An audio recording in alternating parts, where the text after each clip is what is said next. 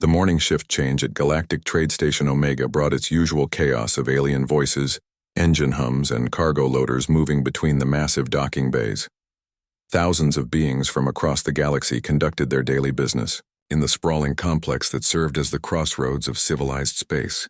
The air recyclers worked overtime to accommodate the breathing needs of dozens of different species, creating a thick atmosphere that tasted of metal and exotic gases. In Docking Bay 7, something unusual was happening. A crowd of aliens had gathered near the massive viewing windows, their attention fixed on the space outside. They pointed and gestured, their various forms of laughter creating a strange symphony of sounds. Some chittered like insects, others produced deep rumbling chuckles, and a few made musical tones that rose and fell in patterns of amusement. The object of their entertainment was a human ship trying to dock. The vessel moved through space with all the grace of a falling brick. Its hull was a dull gray color that seemed to absorb light rather than reflect it. Unlike the sleek, artistic designs of other galactic civilizations, this ship looked like it had been built by engineers who cared nothing for beauty. Every surface was functional, every angle served a purpose, and every component was designed for durability rather than elegance. Most embarrassing of all was its speed. While other ships zipped through space like silver needles, the human vessel crawled forward at a pace that made cargo haulers look fast. Its engines glowed a modest blue, pushing the massive bulk through space with what appeared to be tremendous effort. "Look at that pathetic thing," said Ambassador Crix, his insect-like features twisted in what passed for a grin among the hiveborn. His forearms gestured dramatically as he addressed the crowd around him. "I have seen asteroid miners that move faster than that junk pile." General Thane nodded his massive reptilian head in agreement. The Vorthan military commander stood nearly 8 feet tall, his scaled hide bearing the scars of countless battles. No wonder humans are stuck in their tiny corner of space. With technology like that, they will never be more than a minor curiosity. A ripple of agreement passed through the gathered aliens. Representatives from dozens of species had found common ground in their shared amusement at human inadequacy. The Altarians, with their blue-tinged skin and superior expressions, whispered among themselves about the primitive nature of human engineering. The ethereal collective's representatives, tall and graceful as living artwork, simply shook their heads in disappointment. Standing apart from the crowd, Captain Tom Bradley watched through the same viewing window. His weathered face showed no emotion as he listened to the comments and laughter. At 52 years old, he had spent most of his adult life in space, commanding various human vessels as they slowly expanded their presence in the galaxy. His gray hair and lined face told the story of decades spent in the harsh environment of deep space. The ship outside was his command, the Perseverance. She was not beautiful, fast, or impressive by galactic standards, but she was his and she was human, and that meant something these aliens could never understand. "Captain Bradley," came a smooth voice from behind him. Tom turned to see Admiral Nex approaching, the Altarian's tall form moving with the fluid. Grace his species was known for. His uniform was perfectly pressed, his medals gleaming, and his expression carried the kind of polite condescension that made Tom's teeth ache. "Admiral," Tom replied with a neutral tone. "Your vessel certainly takes its time with docking procedures," Nex observed, watching as the Perseverance continued its slow approach. "Perhaps human pilots need additional training in spatial maneuvering? She gets where she needs to go," Tom said simply. The Admiral raised one perfectly shaped eyebrow. "Eventually, I suppose. Tell me, Captain, how long did your journey from Earth take?" 3 months, 2 weeks, 4 days. The crowd nearby fell silent, turning to listen to the conversation. Nex's expression shifted to one of genuine surprise. 3 months? My personal scout ship could make that same journey in less than 3 weeks. Perhaps humanity should consider purchasing proper transportation from more advanced civilizations. Murmurs of agreement came from the assembled aliens. The hiveborn clicked their mandibles in amusement, while the Vorthan military officers rumbled with deep laughter. Even the usually reserved ethereal representatives allowed themselves small smiles at the humans' expense. Tom felt his hands clench behind his back, but his voice remained steady. We make do with what we have. Clearly, General Thane interjected, his massive bulk moving closer to the conversation. But perhaps it is time humans accepted their limitations. The galaxy is a dangerous place for those who cannot keep up with the pace of modern civilization. The crowd grew larger as word spread that a human captain was being questioned about his primitive vessel. Beings from species Tom did not even recognize joined the gathering, all eager to witness what had become an impromptu display of human inadequacy. "Your ship appears to be carrying significant armament," observed a crystalline Federation representative, her translucent body refracting the station's lights into rainbow patterns. "Surely such a slow vessel cannot expect to engage in actual combat." More laughter erupted from the crowd. The idea of the lumbering human ship in battle was apparently the height of comedy to these advanced civilizations. "The Perseverance has her purposes," Tom replied, his voice growing slightly harder. "I am sure she does," Admiral Nex said with false kindness. "Cargo transport, perhaps? Or maybe research duties in safe, empty systems. No shame in knowing one's place in the galactic order." Outside the window, the Perseverance finally reached her assigned docking berth. The massive ship settled into place with a series of mechanical clanks and hisses that echoed through the station's structure. Her engines powered down to standby, their glow fading to a dull ember. Even her docking procedure lacked the smooth grace that other species had perfected. The crowd began to disperse, their entertainment concluded. As they walked away, Tom could hear their continued comments about human primitiveness and the pathetic nature of their technology. Some speculated that humans would never advance beyond their current level, while others wondered how such a backward species had managed to achieve space travel at all. Tom remained at the window, watching his ship settle into her berth. The Perseverance might not be fast, beautiful, or impressive to these aliens, but she was something they could not imagine. She was patient, she was thorough, and she was designed for a purpose that none of them understood. Let them laugh, Tom thought as he turned away from the window. They had no idea what they were looking at. They saw a slow, ugly ship crewed by a primitive species. What they could not see was a weapon system designed by minds that understood something these advanced civilizations had forgotten. Sometimes the hunter does not need to be faster than the prey. Sometimes the hunter just needs to be there when the prey arrives.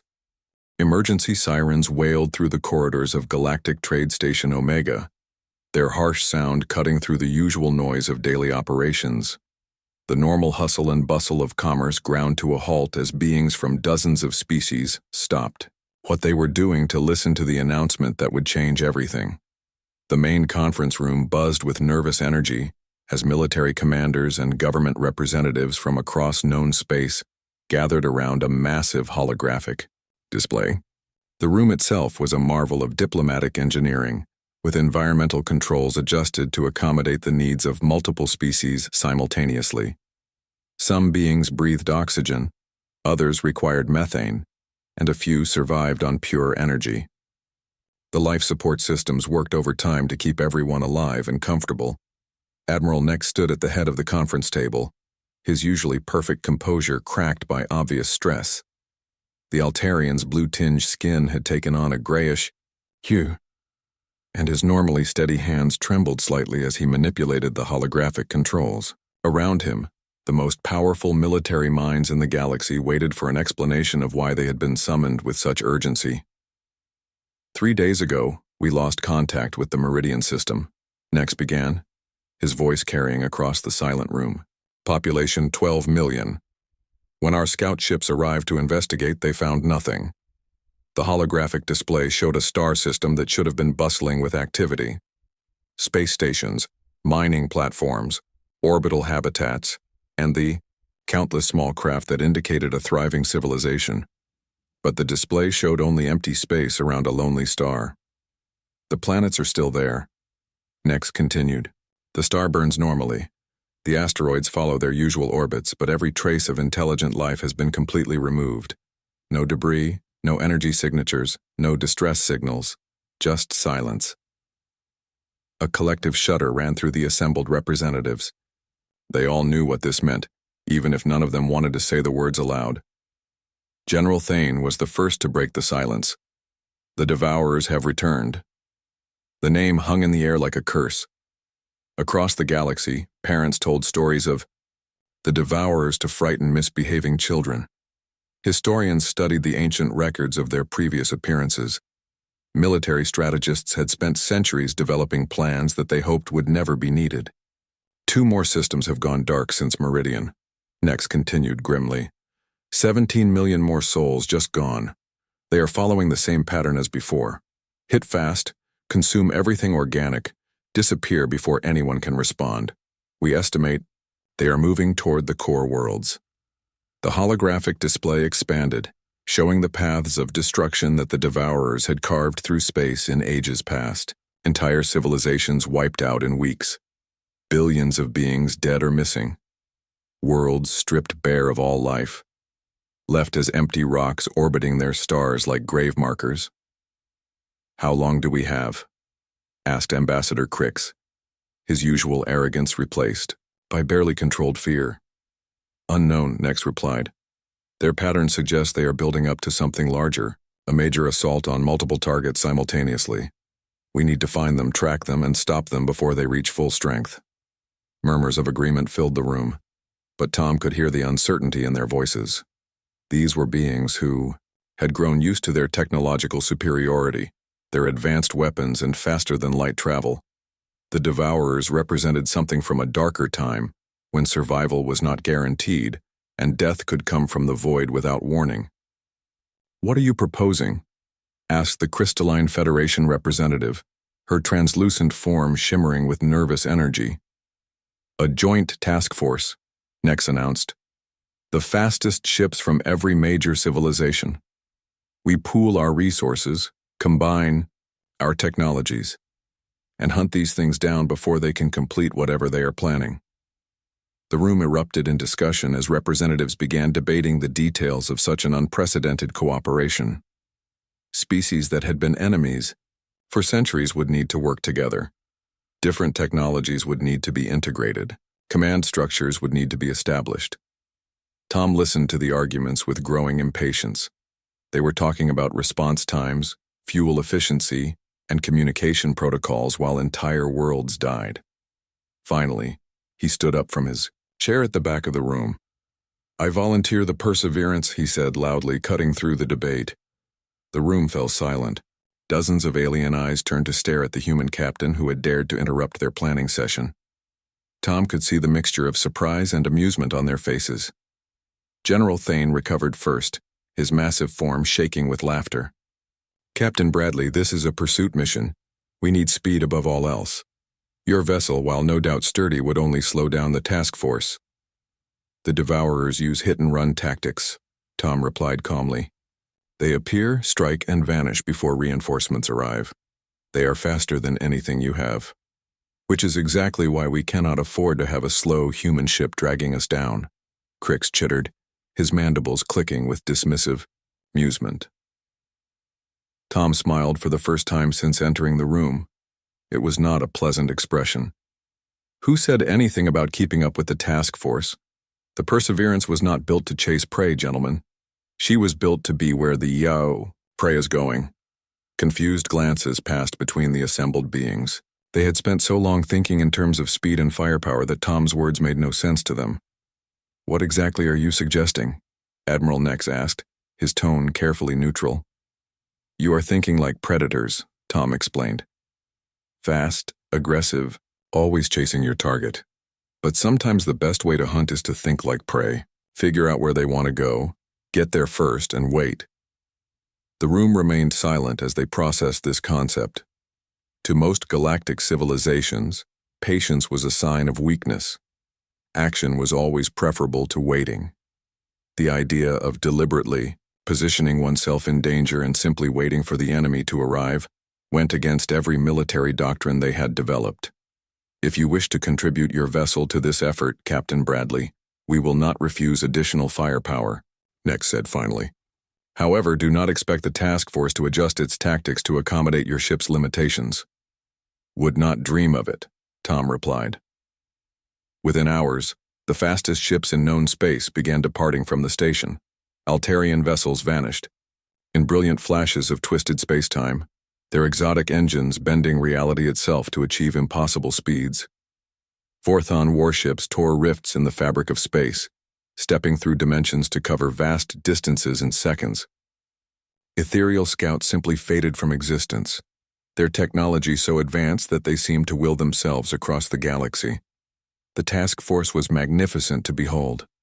Hundreds of vessels representing the pinnacle of galactic military technology, all racing toward the last known position of the Devourer fleet. Their combined firepower could have reduced entire star systems to dust, and their speed would let them cover ground faster than any enemy could retreat. Tom watched them leave from the observation deck of the Perseverance. His ship sat alone in the docking bay, her gray hull looking even more primitive next to the empty berths that had recently held such advanced vessels. His crew was making final preparations for departure, running through systems checks with the methodical thoroughness that characterized human military procedure. "Are we really going to make a difference out there?" asked Lieutenant Commander Amy Price, his tactical officer. She stood beside him at the viewing port, watching the last of the task force disappear into hyperspace. "Oh yes," Tom replied quietly. "We are going to make all the difference." The Perseverance undocked from the station with her usual lack of fanfare. Her fusion engines glowed to life, pushing the massive ship away from the station at her characteristic, crawling pace. To any observer, she appeared to be limping after the task force, hopelessly outclassed and desperately trying to keep up. What they could not see was that Tom had already plotted a different course entirely. While the task force raced toward the last known position of the Devourers, the Perseverance turned toward a seemingly empty region of space that most galactic maps did not even bother to chart. Tom knew something the others did not. The Devourers were not random in their attacks. They had a plan, a purpose, and a destination, and Tom intended to be there waiting for them when they arrived. Deep in the bowels of the Perseverance, in a room that did not officially exist according to any schematic, Tom Bradley stood before a holographic display that would have impressed even the most advanced alien civilizations. The war room was humanity's greatest secret, a chamber filled with computing power that dwarfed anything the galactic community had ever imagined possible. The walls hummed with barely contained energy as quantum processors worked through calculations that involved more variables than most species could even conceive. Data streams flowed like rivers of light across multiple displays, showing everything from stellar positions to trade route traffic patterns to the gravitational effects of distant black holes. This was not just a map of space, it was a living model of the entire galaxy. "Pattern analysis complete, Captain," reported Lieutenant Commander Amy Price, her fingers dancing across holographic controls that responded to her thoughts as much as her touch. She had been working for 18 hours straight, fueled by military-grade stimulants and pure determination.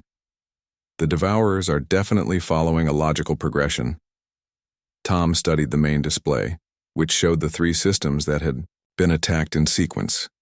Red markers indicated the points of destruction, while blue lines traced potential paths between them. To most observers, the attacks would appear random, but Tom could see the pattern emerging like a constellation in the night sky. "Time between attacks?" he asked. "Decreasing with each strike," Amy replied. "First gap was 18 standard days, second was 12 days, most recent was only 8 days. They are accelerating their schedule." The implications were chilling. The Devourers were not just harvesting randomly, they were building toward something. Each attack was providing them with resources and intelligence that made the next attack easier and faster. "What about defensive responses?" Tom asked. "How long before local forces arrived at each scene?" "Average response time has been 46 hours, Amy said grimly. But by then there was nothing left to defend. Complete sterilization of all organic matter. Even the bacteria in the soil was gone. Tom nodded slowly. The Devourers had perfected their technique over millions of years.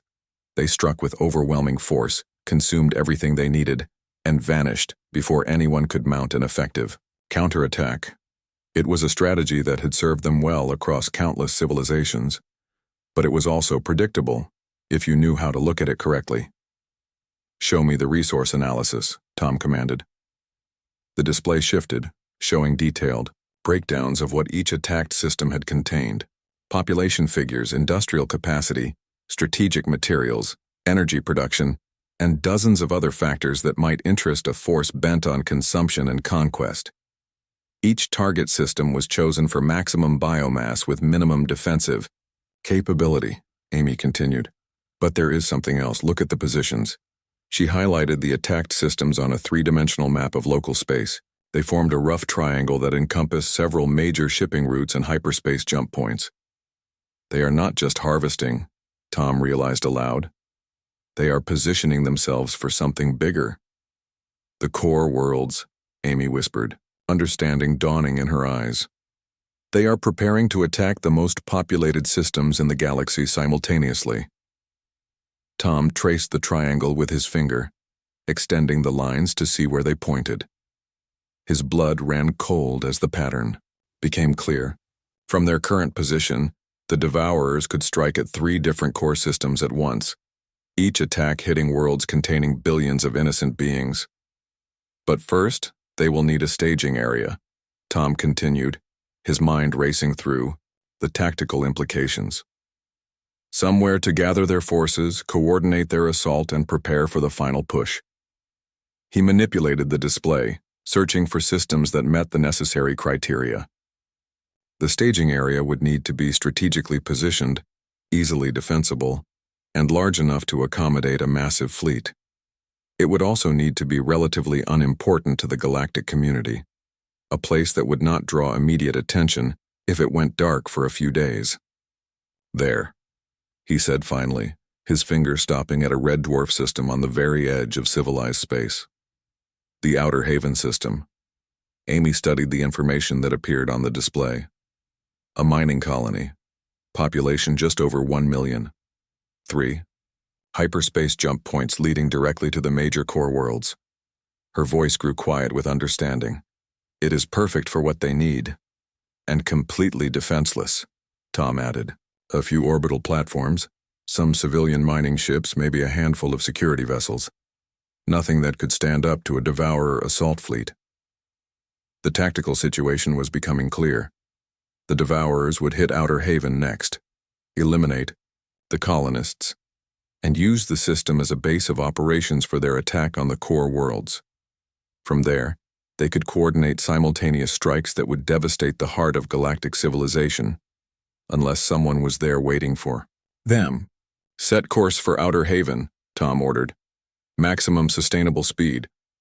Sir, Amy said carefully, the task force will be at least 4 days behind us. We will be completely alone out there. Tom smiled grimly. That is exactly what I am counting on, Lieutenant Commander. The Perseverance was designed to work best when she has room to operate without interference. As the human ship altered course, heading toward what most of the crew knew would be a suicide mission, her true nature began to reveal itself. Hidden panels slid open along her hull, exposing sensor arrays that had been disguised as simple communication equipment. Her engines, which had appeared to be standard fusion drives, began resonating with harmonic frequencies that bent space-time in subtle but measurable ways. She was not fast in any conventional sense, but she was something far more dangerous than speed. She was invisible to most forms of detection, untrackable by conventional sensors, and capable of appearing anywhere without warning. The other species had focused on building faster ships, more powerful weapons, and more efficient engines. Humans had built something else entirely. In the deepest sections of the ship, weapon systems that had never been tested in combat began their activation sequences. Devices that existed only in theoretical physics textbooks hummed to life, drawing power from reactors that violated several fundamental laws of thermodynamics. The Perseverance carried enough firepower to sterilize entire worlds, all hidden beneath a hull that looked like primitive scrap metal. Captain, Amy said quietly, are you sure about this? We are talking about facing an enemy that has destroyed entire civilizations. Tom turned to look at his tactical officer. This young woman who had volunteered to follow him into certain death based on nothing more than faith in human ingenuity. She deserved an honest answer. Amy, every other species in this galaxy builds their military doctrine around the same basic principles. Hit fast, hit hard, and get out before the enemy can respond. It has served them well against enemies who think the same way. He gestured toward the holographic display, which still showed the Devourer attack pattern. But the Devourers have been using this strategy for millions of years. They have perfected it to an art form. You cannot beat them by trying to be faster or stronger. Then how do we beat them? Tom's smile was sharp enough to cut steel. We do what humans have always done when faced with a superior enemy, Amy. We cheat. The Perseverance continued her journey toward the Outer Haven system, carrying with her the hopes of billions and the accumulated secrets of humanity's most classified military research. She looked like a primitive cargo hauler limping through space, but appearances could be deceiving. She was a trap, carefully disguised and patiently waiting for the right moment to spring. The Outer Haven system looked peaceful when the Perseverance arrived, drifting out of hyperspace with her usual lack of fanfare. The red dwarf star at the system's heart cast a dim glow over 3 rocky planets and their accompanying industrial installations. Mining platforms hung in stable orbits, their massive extraction beams working steadily to strip valuable minerals from asteroids and planetary surfaces. It was exactly the kind of place that the galaxy's major powers tended to ignore. Too remote to be strategically important, too poor to be economically significant, and too small to have any real political influence. The million colonists who called this system home were hardy frontier types who asked little from the galactic community, except to be left alone to do their work in peace, which made it perfect for what the Devourers needed. Tom stood in the center of the Perseverance's real command center, a facility that bore no resemblance to the simple bridge that visitors were allowed to see. This room was buried deep in the ship's core, surrounded by layers of armor and shielding that could have withstood a direct hit from a stellar plasma cannon. The walls were lined with displays showing sensor data that most alien civilizations would have considered impossible to collect. Contact, Amy reported from her position at the primary tactical station. Her voice was steady, but Tom could see the tension in her shoulders. Massive energy signatures detected at the edge of the system. They are using some kind of stealth technology, but our deep field scanners are picking up gravitational distortions. Tom studied the main tactical display as red markers began appearing in the empty space beyond the outer planets. Each marker represented a Devourer vessel, and there were hundreds of them. The enemy fleet was enormous, far larger than anything the Galactic Task Force could have handled in direct combat. Ship classifications? Tom asked. Unknown, Amy replied. The energy signatures do not match anything in our databases, but based on the gravitational displacement, some of those ships are larger than anything we have ever encountered. We are looking at vessels that could be 5 kilometers long or more. Tom nodded grimly. The Devourers did not build ships in any conventional sense.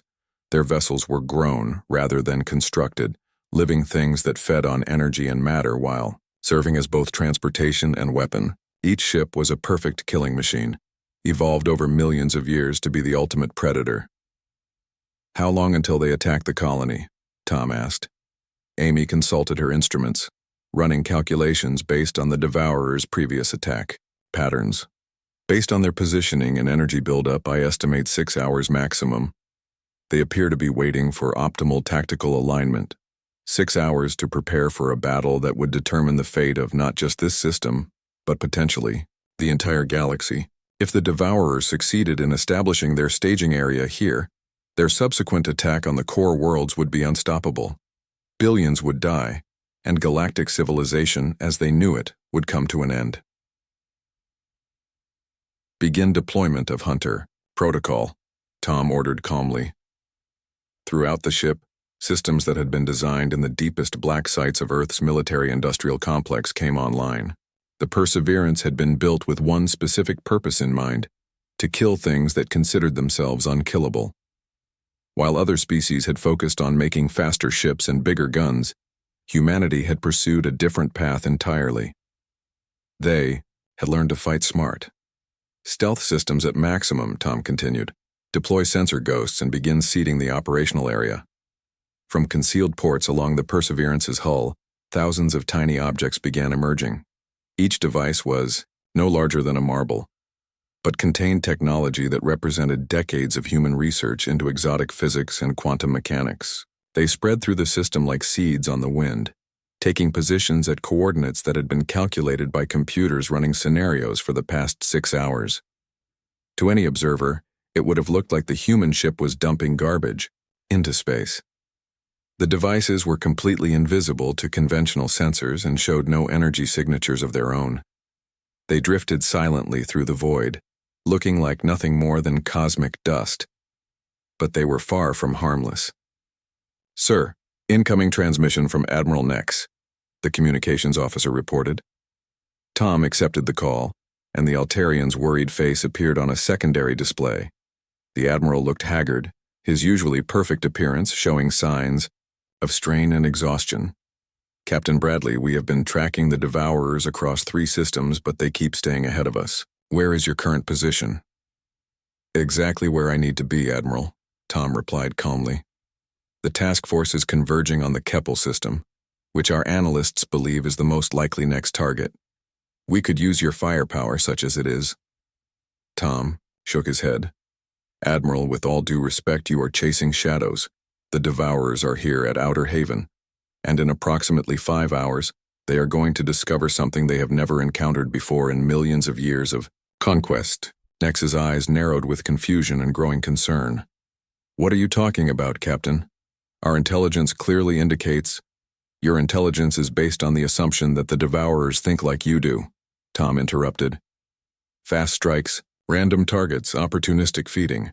But they are not random, Admiral. They are methodical.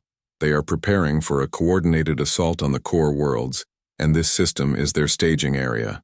On the tactical display, more Devourer ships were emerging from stealth, their dark hulls barely visible against the starfield. The enemy fleet was massive beyond anything the galactic community had ever imagined possible. "Even if you are correct," Nex said desperately, "you cannot face a fleet that size alone. You need to withdraw immediately and wait for the task force." Tom's expression remained calm, almost serene. "Admiral, for the past century, every species in this galaxy has been building faster ships, more powerful weapons, and more efficient engines. You have all been engaged in an arms race that assumes your enemies will fight the same way you do." He gestured toward the tactical display where the Devourer fleet was beginning to move into attack formation. "But humans learned something different. During our history, when you are facing a superior enemy, you do not try to match their strengths, you find their weaknesses and exploit them." "What weaknesses?" Nex demanded. "The Devourers have been perfecting their tactics for millions of years," Tom smiled, and for the first time since the conversation began, he looked genuinely pleased. "Exactly, Admiral. They have been using the same tactics for millions of years. They have become predictable, and predictable enemies are vulnerable enemies." Around the Outer Haven system, the devices that the Perseverance had seeded were taking their final positions. Each one was now locked onto specific targets, waiting for the command that would turn empty space into a killing field. The Devourers had no idea they were flying into a trap that had been designed specifically for them. "Admiral, you are about to witness something that has never happened before in galactic history," Tom said quietly. "You are about to see what happens when human patience meets alien arrogance." The transmission ended, leaving Tom alone with his crew in the knowledge that everything they had worked for over the past century was about to be put to the ultimate test. The Perseverance might look like a primitive cargo hauler, but she was actually the most advanced weapons platform ever, constructed by human hands, and she was about to prove that sometimes the tortoise really could beat the hare. Dawn was breaking over the primary mining station in the Outer Haven system when death came from the stars. The colonists were beginning their daily routines, unaware that their peaceful existence was about to end in fire and terror. Children played in the habitat domes while their parents prepared for another shift of extracting precious metals from the asteroid fields. It was an ordinary morning that would become the most extraordinary day in galactic history. The Devourer fleet struck without warning, just as they had done countless times across millions of years. Their dark ships emerged from stealth like hungry demons materializing from nightmares, their organic hulls pulsing with barely contained malevolence. These were not vessels in any sense that civilized species would understand, but rather living creatures bred for one purpose: the complete consumption of all organic life. Energy beams lanced out from the alien ships, turning mining platforms into expanding clouds of superheated plasma. The few colonial defense vessels that managed to launch were swept aside like insects, their primitive weapons unable to even scratch the devourer hulls. Within minutes, half the industrial infrastructure in the system had been reduced to glowing debris. But as the alien fleet closed in for the final phase of their attack, something impossible happened. Space itself came alive. The tiny devices that the Perseverance had seeded throughout the system activated in perfect synchronization, their individual signals combining into a symphony of destruction that transformed the entire star system into a weapon. Gravity wells appeared from nowhere, their crushing forces tearing devourer ships apart with tidal effects that no living thing could survive. Quantum mines detonated in carefully calculated sequences, their explosions channeled and amplified by field generators that violated every known law of physics. The devourers, who had terrorized the galaxy for eons without ever facing serious resistance, suddenly found themselves caught in a trap that defied comprehension. Their ships, evolved to be perfect killing machines, were being systematically destroyed by weapons they could not see, could not fight, and could not escape. At the center of the chaos, the Perseverance revealed her true nature. Her dull gray hull shimmered and became translucent as advanced stealth systems deactivated, showing the sleek, deadly vessel that had been hidden beneath layers of cosmetic plating. Weapon ports that had been disguised as cargo holds snapped open, revealing the accumulated firepower of humanity's most classified military research. Tom Bradley stood in the command center, watching calmly as his ship transformed from an apparent cargo hauler into the most advanced warship ever constructed. Around him, his crew worked with quiet efficiency, their actions guided by training scenarios they had run thousands of times but never thought they would actually need to use. "All weapon systems online," Amy reported, her voice steady despite the magnitude of what they were witnessing. "Target acquisition complete. We have firing solutions on the entire enemy fleet." "Open fire," Tom commanded. The Perseverance became a star of pure destruction. Particle beams that could slice through neutronium lanced out at targets that had been tracked for hours by sensors the devourers could not detect. Quantum torpedoes that existed in multiple dimensions simultaneously found their marks with impossible accuracy. Exotic matter cannons fired projectiles that didn't just destroy their targets but erased them from reality itself, leaving empty spaces where devourer ships had been moments before. Each shot was precisely calculated by computers that had been modeling this exact scenario for decades. The weapons weren't just on the ship's hull. They were everywhere, hidden throughout the system in devices so small that most species would have dismissed them as space dust. The entire star system had been transformed into a single massive weapon, and the devourers were trapped at its center.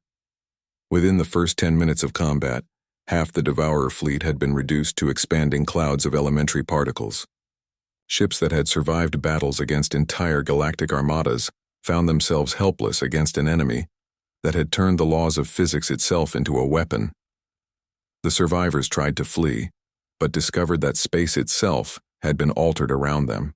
"Gravity net is holding," Amy reported, monitoring the exotic field generators that had created invisible barriers throughout the system. "None of the enemy vessels are achieving escape velocity." The remaining devourers attempted to fight back, their organic weapon systems unleashing the same devastating firepower that had destroyed countless civilizations. But their shots passed harmlessly through empty space, unable to target an enemy that existed in multiple phases of reality simultaneously. The Perseverance had become a ghost ship, present enough to deal death but too ethereal to receive it. "Sir, Admiral Nex is requesting immediate communication," the communications officer announced. Tom accepted the call, and the Altarian's image appeared on the main screen. Nex's face showed a mixture of shock, disbelief, and growing understanding, as he stared at the tactical readout that showed hundreds of devourer vessels being systematically destroyed by what appeared to be empty space. "How?" Nex whispered, his voice barely audible over the background noise of his ship's bridge. How is this possible? Tom turned from the tactical display, where the last group of Devourer ships was falling into another carefully prepared gravity trap. His expression was calm, almost conversational, as if he were discussing the weather rather than the complete annihilation of an enemy that had terrorized the galaxy for millions of years. While your people were building faster engines and bigger guns, Admiral, we were studying the problem from a different angle, Tom explained. The Devourers have always relied on speed, surprise, and overwhelming force. Those tactics work well against enemies who fight conventionally. Another Devourer ship died in a flash of contained antimatter, its death adding to the expanding debris field that had once been the most feared fleet in the galaxy. But humans learned something during our evolution that most species never discover. Tom continued. Sometimes the best way to win a fight is not to be stronger or faster than your enemy. Sometimes the best way to win is to be smarter. The tactical display now showed only a handful of surviving Devourer vessels, trapped within the gravity nets and being systematically picked off by weapons they couldn't see or understand. These ships, which had once been the apex predators of space, were now nothing more than prey animals caught in a web they couldn't escape. Speed is useful, Tom said, watching the last enemy ship disappear in a flash of exotic energy. Firepower has its place. But intelligence, Admiral. Intelligence is the ultimate weapon. The battle was over. The Devourer fleet, which had seemed invincible just hours before, was now nothing but scattered debris drifting through the outer haven system. Not a single enemy vessel had escaped. The threat that had haunted galactic nightmares for eons had been eliminated in a single engagement that had lasted less than 30 minutes. Around the system, the Perseverance's hidden weapons began powering down, their exotic energies dissipating back into the quantum foam from which they had been drawn. The gravity nets collapsed, allowing normal spacetime to reassert itself. The mining platforms and habitat domes, protected by shields that the colonists had never known existed, began resuming their normal operations. Damage report, Tom requested. No casualties among the colonists, Amy reported with obvious relief.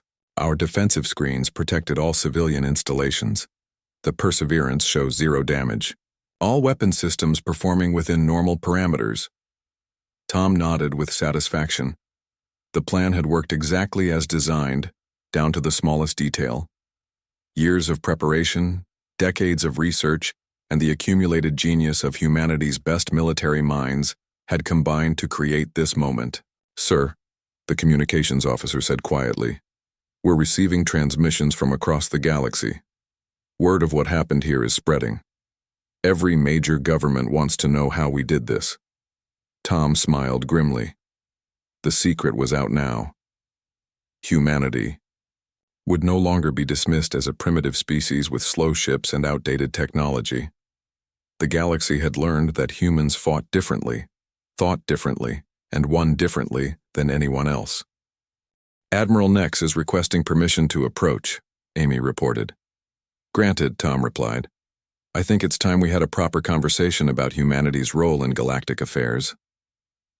As the Altarian task force approached the outer haven system, their sensors showing impossible readings of a battle that defied every known law of physics, Tom allowed himself a moment of satisfaction.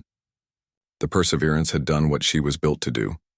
She had proven that patience could triumph over speed, that intelligence could overcome brute force, and that sometimes the slow ship wins the race.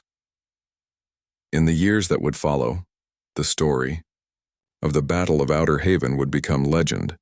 Military academies across the galaxy would study the engagement, trying to understand how a single human vessel had accomplished what entire armadas could not. The word human would become synonymous with unpredictability, innovation, and the kind of patient, methodical thinking that could turn any situation into an advantage. But Tom Bradley, standing in the command center of his ship as she resumed her slow, steady journey through space, knew the real truth.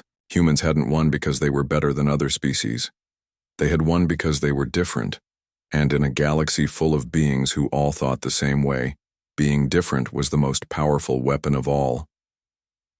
The Perseverance powered up her fusion drives and began moving toward the inner system to assist with rescue operations. She looked exactly as she had before, a slow, unremarkable cargo hauler that any sensible species would ignore. But now the galaxy knew better.